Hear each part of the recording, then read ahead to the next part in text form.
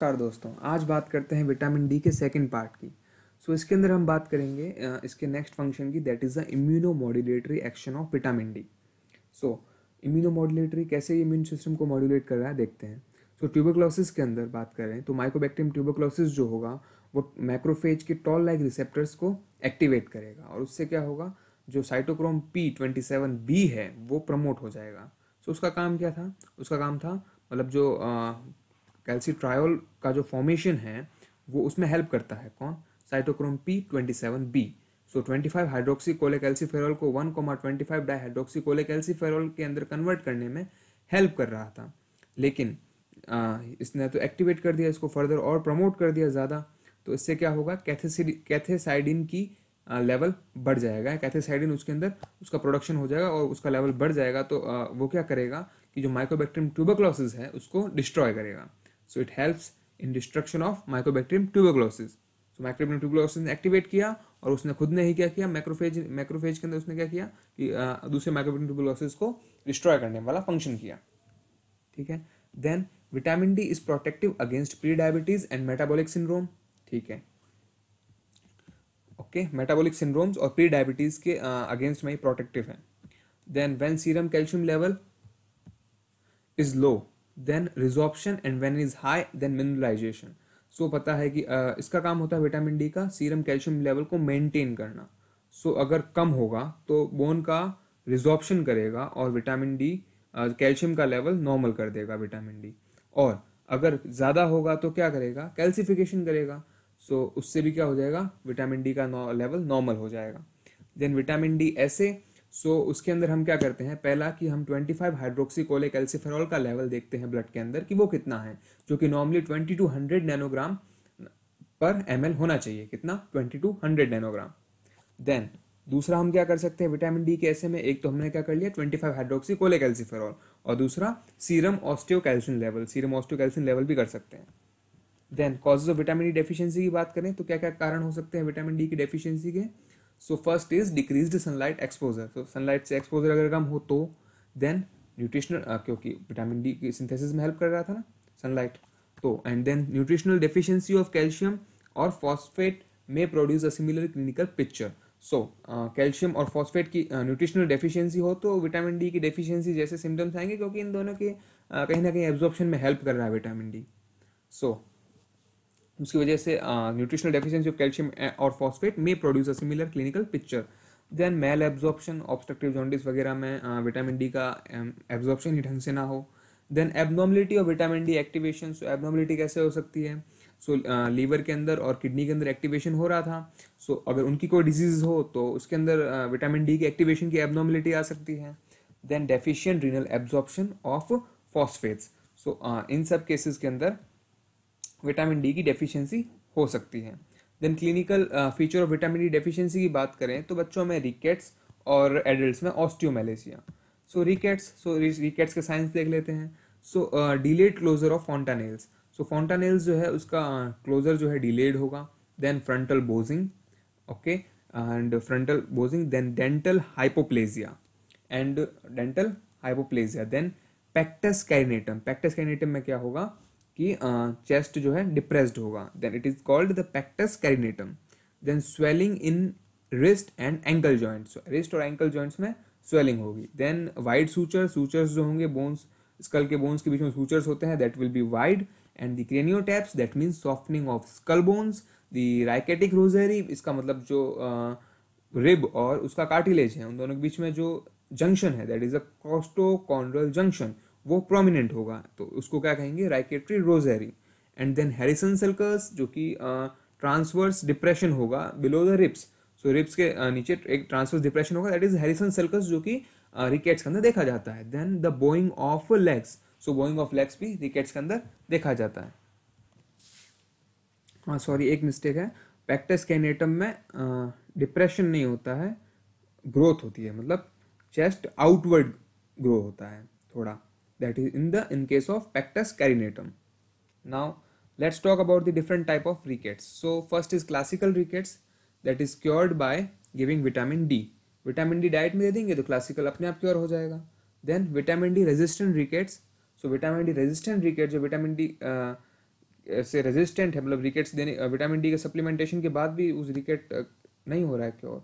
So in case of Fanconi syndrome it is seen, so it is a vitamin D resistant rickets. Then hypophosphatemic rickets, so mainly defective renal tubular reabsorption of phosphate, उसकी वजह से जो हो रहा है it is a hypophosphatemic rickets. And इसमें क्या करेंगे कि विटामिन डी का सप्लीमेंटेशन करेंगे, साथ ही साथ फॉस्फेट का सप्लीमेंटेशन भी करें तो वो ज़्यादा हेल्पफुल है. देन रीनल रिकेट्स में बात करें तो रीनल रिकेट्स में क्या होगा कि विटामिन डी है लेकिन उसका एक्टिवेशन नहीं हो रहा है, तो कैल्सीट्रायोल को ही सप्लीमेंट करना पड़ेगा इस केस रीनल रिकेट्स के केस में. देन एंड ऑर्गन रिफ्रैक्टिवनेस में क्या होगा कि जो ऑर्गन्स है वहाँ पर या तो उसके रिसेप्टर्स जो है वो कम हो गए हैं या फिर एबनॉर्मल रिसेप्टर्स हैं, तो फिर क्या होगा कि वो जो विटामिन डी है भी तो वो रिसेप्टर्स पर काम नहीं कर रहा है ना. तो वापस देख लेते हैं क्या क्या रिकेट्स में देखा. तो अपन ने देखा क्लासिकल रिकेट्स नॉर्मली क्योर हो गया डाइट में विटामिन डी देने से. Vitamin D resistant रिकेट Fanconi syndrome में देखा जाता है. हाइपोफॉस्फेटेमिक रिकेट्स, तो उसमें क्या है कि फॉस्फेट का डिफेक्टिव रीनल ट्यूबुलर रीएब्जॉर्प्शन होता है, सो उसका भी सप्लीमेंटेशन विटामिन डी के साथ में करना होता है. देन रीनल रिकेट्स की बात करें तो रीनल रिकेट्स में क्या हो रहा है कि कैल्सीट्रायोल नहीं बन रहा है, सो कैल्सीट्रायोल को सप्लीमेंट कर दो क्योंकि विटामिन डी जो है वो कैल्सीट्रायोल में कन्वर्ट नहीं हो रहा है क्योंकि वहाँ रीनल में 1 अल्फा हाइड्रोक्सिलेज और भी बहुत सारी चीज़ें होती हैं. Then end organ refractiveness to 1,25 dihydroxy cholecalciferol will also lead to rickets. So मतलब कैल्सीट्रायोल वो विटामिन जो एक्टिवेटेड विटामिन डी है वो एंड ऑर्गन्स पर उसके या तो रिसेप्टर ही डिफेक्टिव है या फिर उसका रिसेप्टर जो है वो कम है, सो जो एक्शन चाहिए विटामिन डी का वो ही नहीं आ रहा है, सो इससे भी आ जाएगा, प्रॉब्लम आ जाएगी. देन रिकेट्स की तो बात कर ली थी, लास्ट में बताया था कि वो ऐसे हो सकता है कि उसकी वजह से विटामिन डी की डेफिशिएंसी देखी जा सकती है. देन अगर क्लिनिकल फीचर ऑफ ऑस्टियोमेलेशिया की बात करें, then osteon means bones, malacia means softness. So bones are softened due to insufficient mineralisation and increased osteoporosis. So अगर ऑस्टियोपोरोसिस बढ़ गई है और इनसफिशिएंट मिनरलाइजेशन है बोन्स का, ठीक है, बोन्स में जो जितना इनऑर्गेनिक मैटर आना चाहिए था, जितना मिनरलाइजेशन कैल्शियम वगैरह का डिपोजिशन होना चाहिए था उतना नहीं है और ऑस्टियोपोरोसिस बढ़ गया है, तो उसकी वजह से क्या हो जाएगा कि बोन सॉफ्ट हो जाएगी and it is seen in the osteomalacia. Then vitamin D deficiency can never produce severe hypocalcaemia. So vitamin D की डेफिशिएंसी से बहुत ज़्यादा हाइपोकैल्सीमिया हो जाए ऐसा नहीं है, टिटेनी मैनिफेस्ट नहीं होगी, ठीक है. सीरम एल्कलाइन फॉस्फेटेज है, हाँ, तो उसका जो बोन एंजाइम्स जो है वो आइसो एंजाइम जो है वो एल्कलाइन फॉस्फेटेज, तो बोन का जो आइसो एंजाइम है उसका सीरम एल्कलाइन ALP का जो वो इंक्रीज हो जाएगा. Then vitamin D deficient patient present a higher risk of cardiovascular system diseases then general population. तो जनरल पॉपुलेशन से CVS डिजीज जो है वो विटामिन डी डेफिशिएंट पेशेंट है उनके अंदर ज़्यादा हो देखने को मिलेगी. देन रिक्वायरमेंट RDA की बात करें तो इन्फेंट्स के अंदर 400 एंड बाकी सब में 600, चिल्ड्रन के अंदर 600, एडल्ट मेल एंड फीमेल के अंदर 600, प्रेग्नेंट एंड लैक्टेटिंग वुमेन के अंदर 600 इंटरनेशनल यूनिट. सो इन्फेंट्स में 400 international units and children adult male and female pregnant and lactating women में 600 इंटरनेशनल यूनिट्स. सो एक इंटरनेशनल यूनिट होता है 0.025 माइक्रोग्राम. सो उसको कन्वर्ट करने के बाद देखेंगे तो इन्फेंट के अंदर 10 माइक्रोग्राम और बाकियों के अंदर 15 माइक्रोग्राम की रिक्वायरमेंट होती है. देन सोर्सेज की बात करें, then exposure to sunlight, advocate exposure to sunlight without sunscreen before 10 AM and after 3 PM at least 15 minutes a day, ठीक है. सो सोर्सेज में पता ही है क्या, सनलाइट का एक्सपोजर करेंगे तो वो भी सोर्स है और उसके बाद और भी बहुत सारे सोर्सेज है, फिश भी एक सोर्स है, गुड सोर्स है. Then toxicity of vitamin D की बात करें, देन कैल्सिनोसिस, उसमें क्या होता है कि जो ब्लड वेसल है उनका कॉन्ट्रैक्शन होता है और ब्लड प्रेशर बढ़ जाता है. टॉक्सिसिटी ऑफ विटामिन डी में क्या होगा कि मान लो हाइपर कैल्सीमिया हो गया, हाइपर फॉस्फेटेमिया हो गया, तो उसकी वजह से क्या हो जाएगा मेटास्टैटिक कैल्सिफिकेशन, जहाँ पर कैल्शियम का डिपोजिशन नहीं होना चाहिए वहाँ कहीं जाके कैल्शियम का डिपोजिशन हो रहा है, एबनॉर्मल प्लेस पे जाके हो रहा है, तो फिर वहाँ जाके मिनरलाइजेशन मतलब ऐसा डिपोजिशन हो रहा है कैल्शियम का, then it is the metastatic calcification. Blood vessel जो है उसका कॉन्ट्रैक्शन हो रहा है, तो ब्लड वेसल्स में जो उसकी वजह से कॉन्ट्रैक्शन की वजह से क्या हो गया ब्लड प्रेशर बढ़ जाता है. तो ये टॉक्सिसिटी ऑफ विटामिन डी में कैल्सिनोसिस एंड मेटास्टैटिक कैल्सिफिकेशन. एक बार वापस से देख लेते हैं पूरा. सो पहले बात की हमने इम्यूनोमोडुलेटरी एक्शन की, जिसके अंदर हमने क्या कहा कि जब टॉल लाइक रिसेप्टर एक्टिवेट होंगे then it will promote the cytochrome P27B, जिसकी वजह से क्या होगा कि जो कैल्सिट्रायोल है उसका लेवल बढ़ जाएगा, तो इट विल फॉर्म दी कैथेसिडीन। कैथेसिडीन क्या करेगा और फर्दर माइकोबैक्टीरियम ट्यूबरकुलोसिस है उसको डिस्ट्रॉय करेगा, सो हेल्प कर रहा था इम्यूनिटी के अंदर। Vitamin D is protective against pre diabetes and metabolic syndrome, इन दोनों के अंदर वो प्रोटेक्टिव होता है। देन हमने ये कहा कि जब कैल्शियम का लेवल लो होगा देन वो रिजॉर्प्शन कराएगा, और जब सीरम कैल्शियम लेवल हाई होगा देन वो बोन में मिनरलाइजेशन करवाएगा।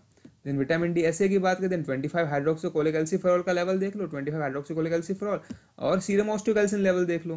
तो 25 हाइड्रोक्सीकोलेकैल्सिफेरॉल का लेवल कितना है, 20 to 100 नैनोग्राम पर ml है, नॉर्मल होता है उतना।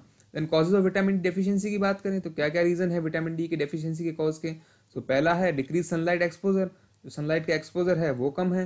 Then nutritional deficiency of calcium और फॉस्फेट में produce a similar clinical picture, malabsorption, abnormality of vitamin D activation and deficient in absorption of phosphates. Then हमने बात की रिकेट्स की और अलग अलग टाइप के रिकेट्स की,